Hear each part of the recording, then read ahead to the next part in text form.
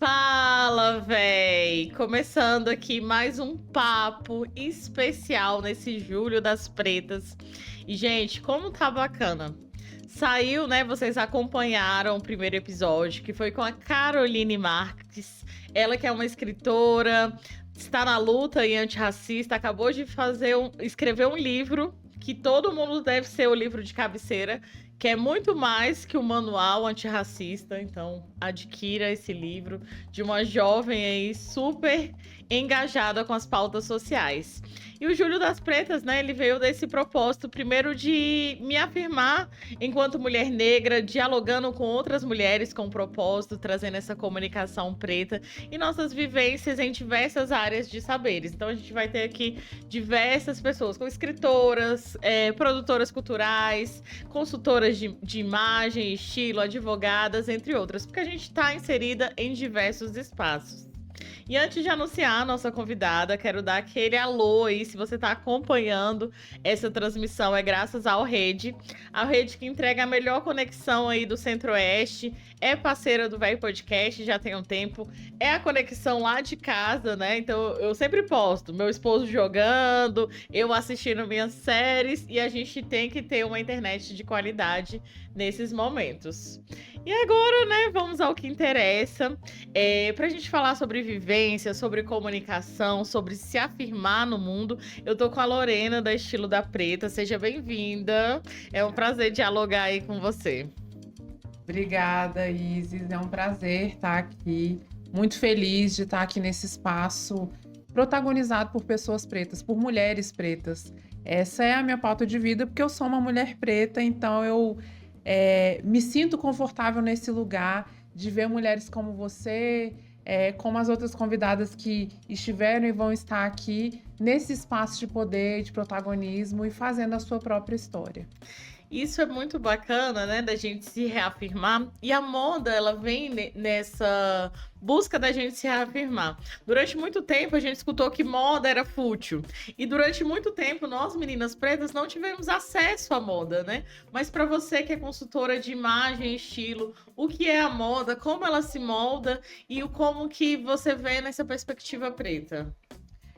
Eu sou cientista social, cientista política de formação, e eu não consigo não citar a moda como um comportamento social. Ela fala muito sobre como aquelas pessoas, aquele território lida com as mudanças. Então, muito do que a gente usa hoje é resultado dos processos históricos que a gente vivenciou como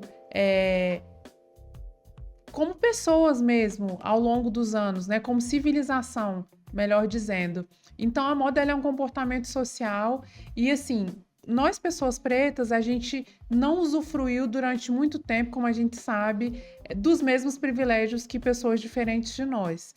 Então, a gente se via nesse lugar de não ter acesso à moda. Eu estava vendo o conteúdo de uma amiga que inclusive é daqui do Gama, que é a Indy Calazans, que é a baixa renda oficial, falando dessa economia de reuso de roupas que a minha mãe usou. Eu sou a terceira de 4 filhos da Dona Aldemiro e do Seu Antônio, 2 candangos que vieram para Brasília e se conheceram aqui. E assim, a roupa ia descendo ali a escadinha, do mais velho para o mais novo, porque essa questão de moda a gente usava o que tinha. A gente tinha acesso ao possível. Minha mãe veio para Brasília para trabalhar em casa de família. E Sua mãe veio da onde? De qual? Minha mãe hoje é Tocantins, mas quando ela saiu era Goiás ainda. Ela é natural de Ponte Alta, do Goiás, meu pai é cearense. Meu pai veio do Rio, que ele trabalhava no Exército, ele serviu ao Exército. Minha mãe veio para Brasília e eles se conheceram aqui na década de 60 ainda, em 69, e aí casaram em 72. Hoje eles não estão mais juntos, mas eles se conheceram, se casaram e tiveram a mim e os meus irmãos aqui. Então, assim, essa questão da escassez e do não acesso, de usar o que tinha. Minha mãe, às vezes eu lembro quando ela chegava das casas onde ela trabalhava, quando ela trazia ali a sacola de todas as coisas que doavam, e assim, a festa que a gente fazia, porque era o que a gente tinha. E eu acredito que isso influenciou muito no fato de eu ser consultora de imagem. Essa questão, essa dinâmica de maximizar o uso do que eu tenho. mas claro, entendendo que eu mereço ter acesso a outras coisas.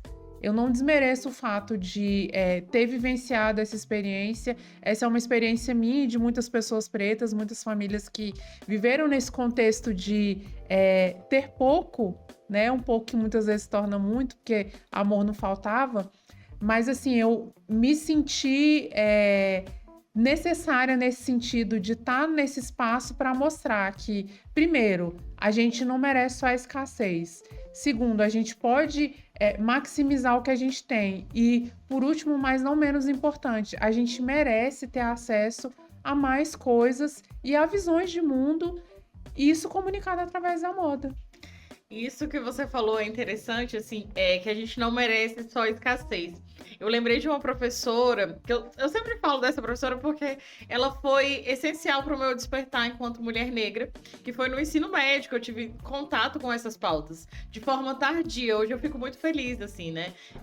Que desde 2013 a gente tem um ensino da lei que torna obrigatório o ensino afro-brasileiro, mas foi de forma tardia que eu tive acesso. E a professora Terlúcia, ela falava bem assim, nossa, eu tenho pânico de bolinha, porque a mãe dela era costureira, aí o tecido era mais barato, era de bolinha, então todas as roupas dela eram de bolinha.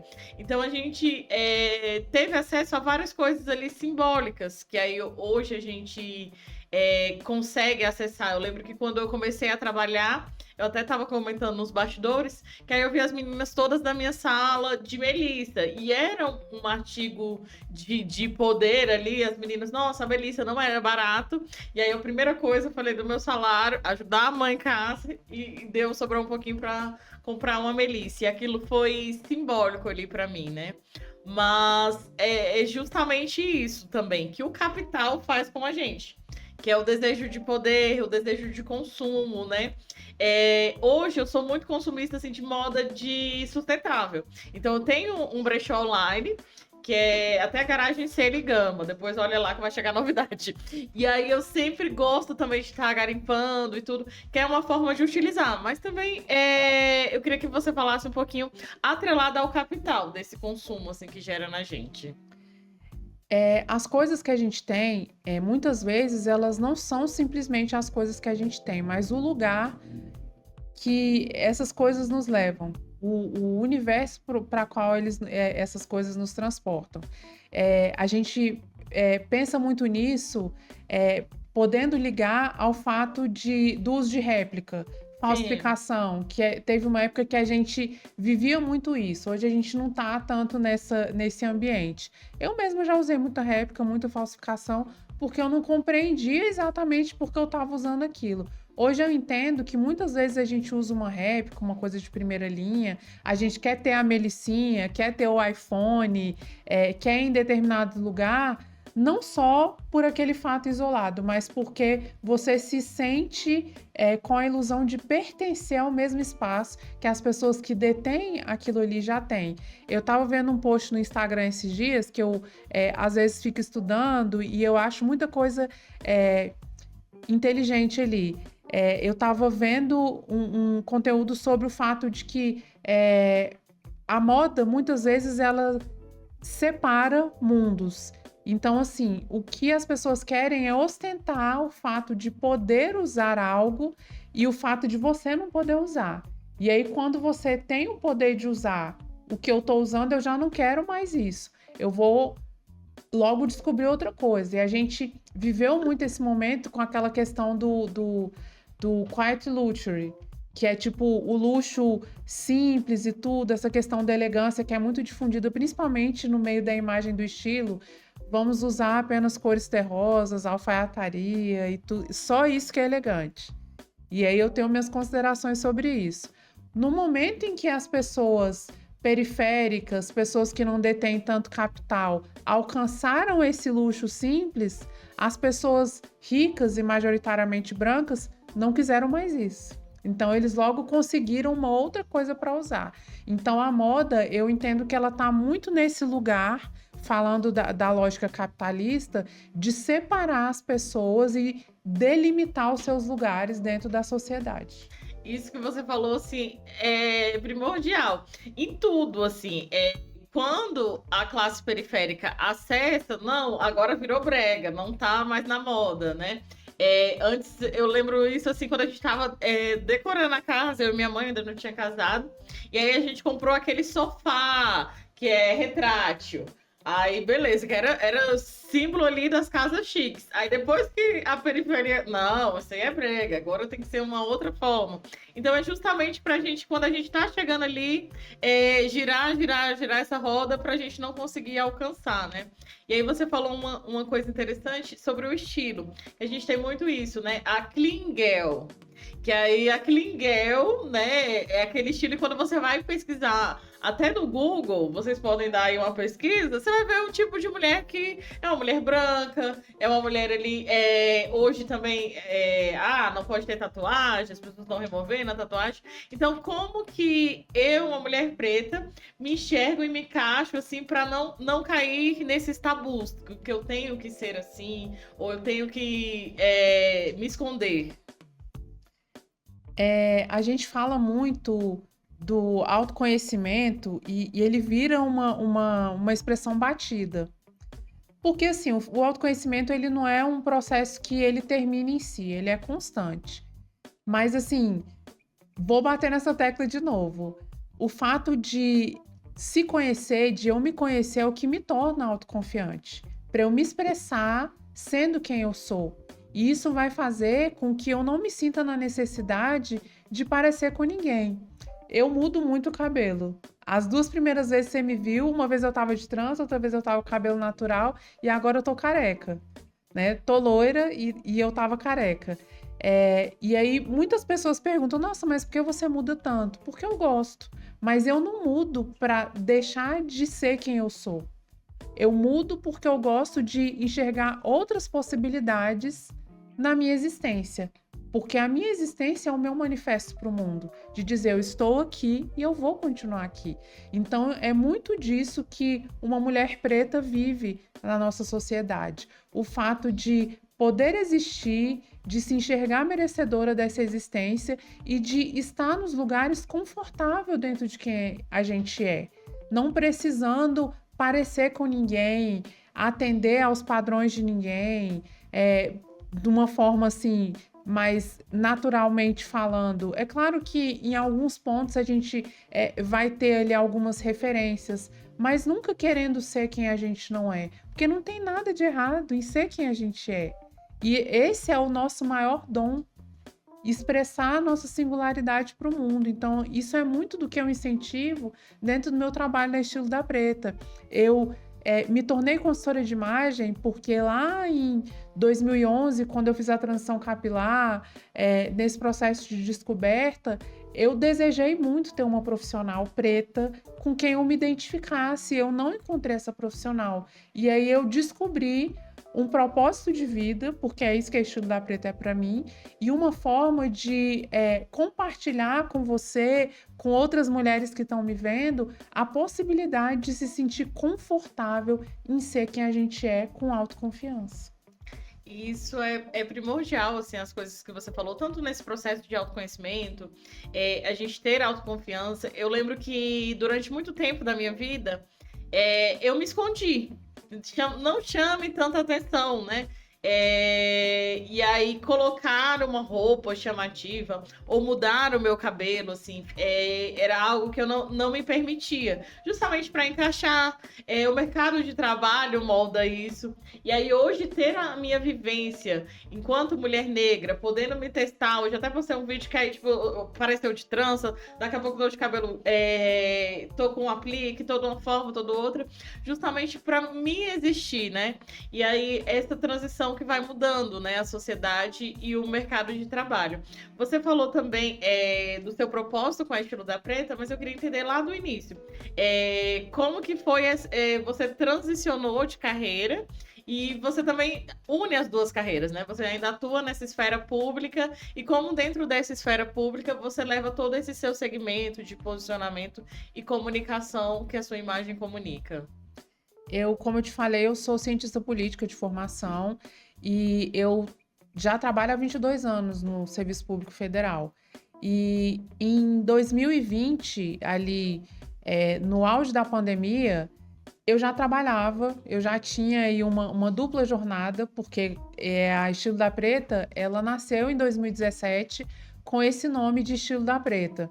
E eu trabalhava numa dupla jornada e eu encarava meio que como um hobby. Só que quando eu passei pelo processo de fato, eu me apaixonei pelo trabalho com a consultoria de imagem. Eu vivo no espectro, então eu encontrei ali um hiperfoco e comecei a me dedicar a isso.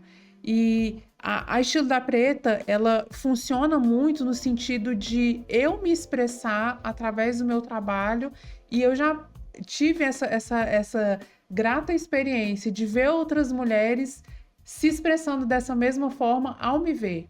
Então era um grande sonho meu quando eu comecei a nichar para afro-referência, porque eu sou uma profissional afro-referenciada que tem ali os seus estudos de trabalho voltado para atendimento a pessoas negras. Eu atendo pessoas brancas também, mas eu sou conhecida, eu sou referência, e durante muitos anos eu sonhei com isso, de ser procurada como a profissional que trabalha para mulheres negras, para pessoas negras, afro-indígenas, pessoas que têm uma essência diferenciada do branco, que é o institucionalizado como comunicação de imagem. Então, hoje eu vivo o que eu desejei há muito tempo atrás, trabalhando para pessoas iguais a mim. Não foi fácil, foi um processo de respeito à minha trajetória, porque, como a gente falou, empreender no Brasil não é uma coisa simples, né? A gente não pode romantizar o fato de empreender como se, eu vou empreender, eu vou trabalhar a hora que eu quero, eu vou ser cheio de dinheiro, e não é bem por aí. Mas eu sigo com coragem, fazendo o que eu gosto de fazer, incentivando outras mulheres. Comecei meio que de forma instintiva em 2011, quando eu me redescobri na minha imagem, eu comecei a ser referência para outras pessoas. E aí começou: Lorena, vamos no shopping comigo? Lorena, o que você acha dessa roupa? O que você acha desse cabelo? Vai sair, manda foto. Aqui, ó. E assim, as minhas primeiras clientes foram as minhas amigas, foram as minhas irmãs, e sou muito grata por isso, porque eu tive a oportunidade de Legal, aprender. quando as pessoas de perto apoiam, porque nem sempre é assim que acontece, né? Que apoiam, que pagam pelo serviço, que entendem o valor do serviço. Sim, sim. A minha família me apoiou muito de eu fazer curso até tarde e chegar em casa, minha irmã ter feito comida e deixado para mim. Eu tenho uma cachorrinha que né, ela tem fobia de ficar sozinha, e minha irmã ficava com ela até eu chegar. Os meus primeiros cursos foi a minha mãe e a minha irmã que me deram de presente, sabe? O apoio para viajar para eventos fora de Brasília. Eu sempre tive esse apoio da minha família, o crédito deles. E eu sei que é um privilégio, porque nem todo mundo tem esse apoio. Então, assim, eu acredito que essa foi a base para que eu me pavimentasse e chegasse até onde eu tô. E saindo do serviço público, eu passei 1 ano fora do serviço público depois que eu ingressei, e foi um momento em que mais a minha empresa se expandiu, onde eu tive a possibilidade de ver o meu trabalho crescendo.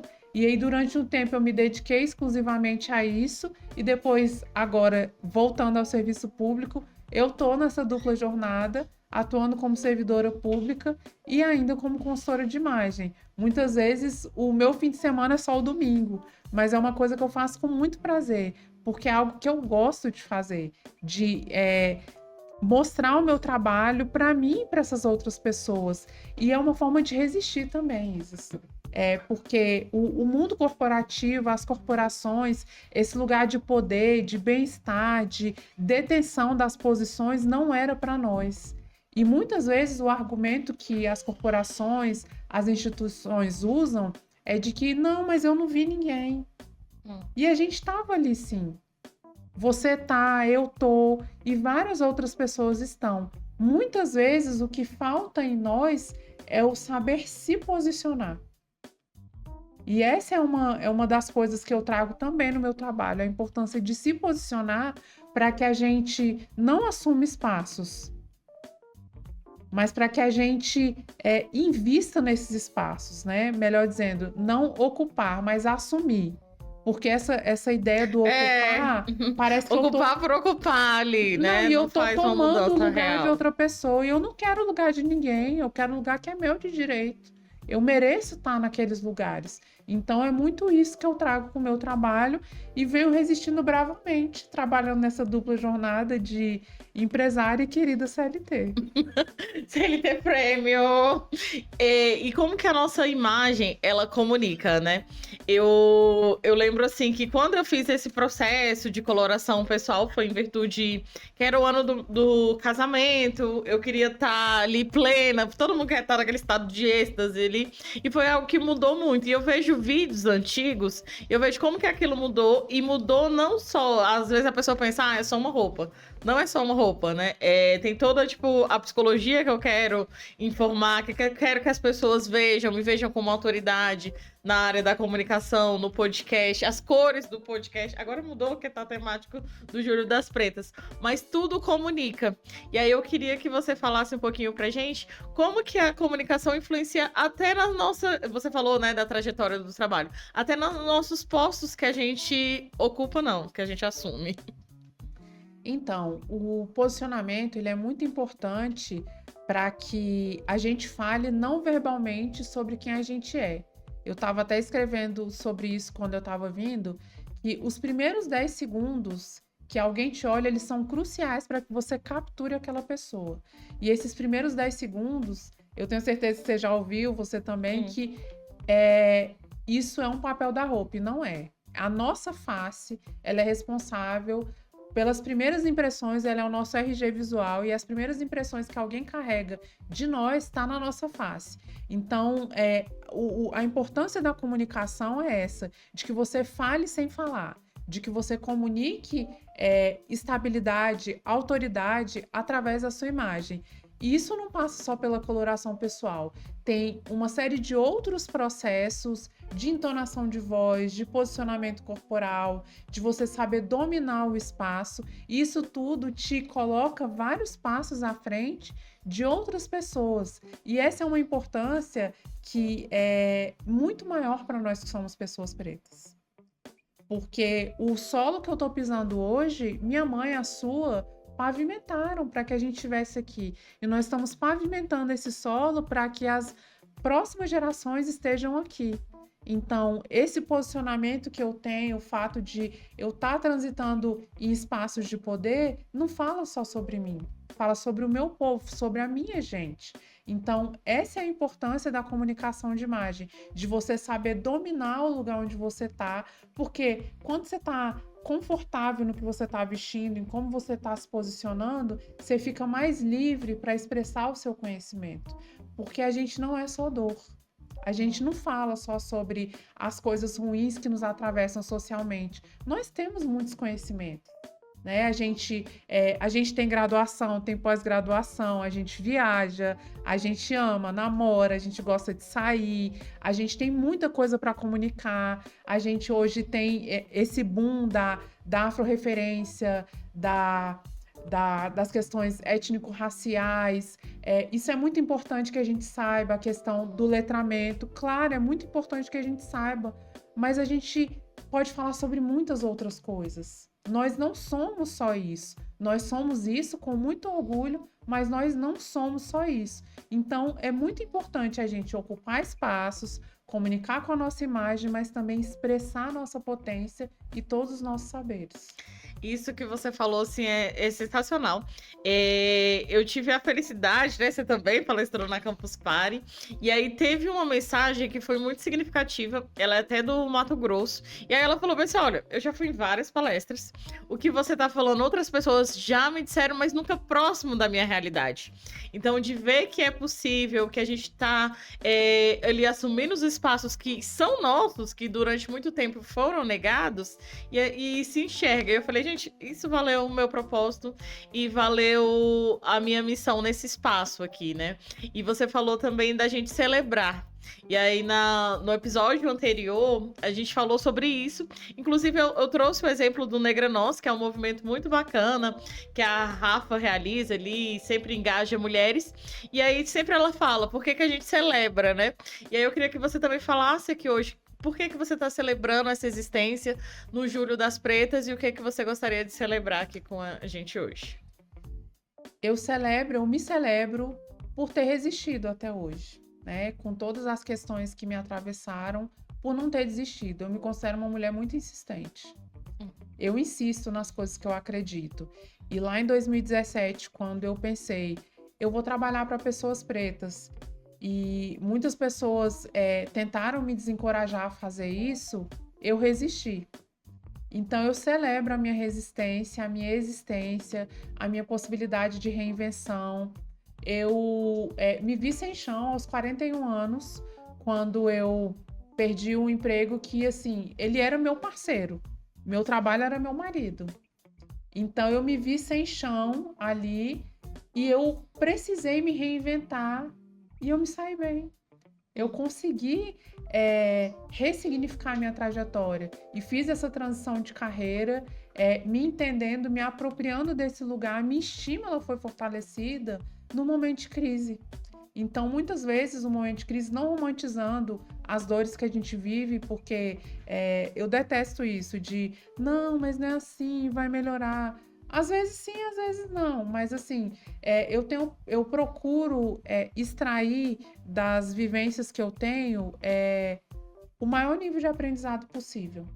Então, essa minha transição de carreira, que foi meio forçada ali naquele momento, eu fui impulsionada a isso e eu entendi que o momento era aquele, isso me fortaleceu. Então, eu me celebro como mulher preta, como filha de uma mulher preta, como irmã de mulheres pretas, como uma profissional preta, como uma mulher que ama preta, como uma amiga preta. Eu me celebro em todas essas minhas facetas, porque a gente poderia ser estatística, mas não é. Graças a Deus. Mas muitas de nós não tiveram o mesmo privilégio que nós. Então eu me celebro nesse sentido de estar aqui e de poder manifestar a minha existência e de, nesse mês de julho, poder falar abertamente sobre a importância de mulheres negras, afro-latinas, caribenhas, afro-indígenas, mulheres que estavam aqui, mulheres que chegaram e que tiveram tomadas de si elementos da sua cultura, da sua existência, da sua estética, e depois de muitos anos, olha a gente aqui, né, podendo contar a nossa história de um jeito que elas não puderam. Eu estava revendo esses dias uma entrevista que eu dei para o canal Empreender, e é uma expressão que eu gosto muito de lembrar. Eu lembro de uma vez, uma amiga minha que é branca falou assim, você não tem medo de parecer arrogante, audaciosa? E aí, naquele momento, eu me encolhi naquele tempo. E aí, depois, lendo Dona Carolina de Jesus, ela diz que me disseram que era sorte. Eu não tive sorte, eu tive audácia. Então, eu celebro a minha audácia de existir e de dizer para outras mulheres pretas que elas também podem existir e resistir. E essas perguntas nunca editam para uma pessoa branca, né? E aí antes eu também me escondia, tipo, não posso chamar muita atenção, que até eu falei. Mas hoje, tipo, eu entrego brilho, eu não tenho medo de brilhar e vou seguir brilhando, seja nos espaços que a gente ocupa. E quando a gente percebe a nossa grandeza, jamais a gente consegue se caber, né, no mesmo formato ali pequeno, seja espaço, seja relações, seja momentos e vivências. E eu queria que você ressaltasse aqui uma mensagem para as manas pretas que vão acompanhar a gente aqui, seja agora, ao vivo, ou vão ver gravado em outro momento. O que eu gosto sempre de dizer para as mulheres iguais a mim, que eu encontro, é que tem uma preciosidade em ser quem a gente é. E que eu e você, a gente é por uma razão. E que não tem nada de errado em a gente ser quem a gente é.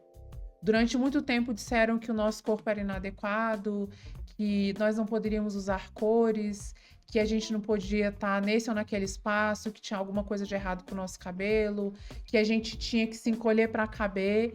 E hoje eu quero dizer para você, e com isso eu estou dizendo para mim também, que tem algo de muito precioso e sempre tem algo de bonito em se conhecer sobre você. Eu acredito muito nisso, eu acredito na potência de outras mulheres pretas, eu acredito na beleza de outras mulheres pretas, e essa é uma das minhas missões de vida. É dizer dia a dia, te emprestando os meus olhos para que você se veja bonita, preciosa e necessária como você é, mulher preta. Maravilha. Eu tô muito feliz, assim, com esse papo e você falando também chegou pra mim esse afago da gente se olhar, né, com mais carinho. Eu queria que você deixasse suas redes sociais, para as pessoas conhecerem o seu trabalho ou que têm interesse em acessar os seus serviços. Então, eu sou a Lorena da Estilo da Preta, eu estou em todas as redes sociais como Lorena da Estilo da Preta, e no meu site eu sou Estilo da Preta Consultoria, porque além de consultora de imagem, eu também sou palestrante, eu entrego serviços também para empresas em relação a código de vestimenta, treinamento para equipes, eu sou analista de diversidade, equidade e inclusão também, e sou criadora de conteúdo GC. Então, se você quiser me encontrar, é só você jogar lá Lorena da Estilo da Preta, que você vai me encontrar, essa mulher preta aqui que vos fala. Não sei até quando estarei aqui loira, mas você vai me encontrar em todas as redes sociais e eu tô pronta para te auxiliar e estar junto com você a vivenciar os seus processos de redescoberta e de afirmação na sua imagem, no seu estilo, para que você se sinta cada vez mais confiante. Ai, muito obrigada por esse papo. A casa é sua, né? Que a gente tenha outros projetos, não só o Julho, é uma edição especial, mas que sempre, né? Que a gente possa reafirmar a nossa existência e ter mais colaborações com outras manas pretas. Agradecer vocês que acompanharam a gente aqui. Manda esse podcast para todo mundo. Aliás, não é podcast, não, é talk, né, produção? Manda esse talk, podcast, essa conversa para todo mundo aí. Se inscreva no canal, compartilhe. E me siga no Instagram, @isitainá, e siga o véi.brasília no Instagram também. Algum recadinho, produção? Não? Todo domingo rola o Noir, que é no Mixcloud. No Mixcloud, que é apresentado pelo José Henrique, que é pelo selo Véi Podcast. E se você tem uma ideia de um projeto, quer somar aqui com a gente, é uma hub cultural, entre em contato também no Véi Brasília pra gente papear. Valeu! Valeu!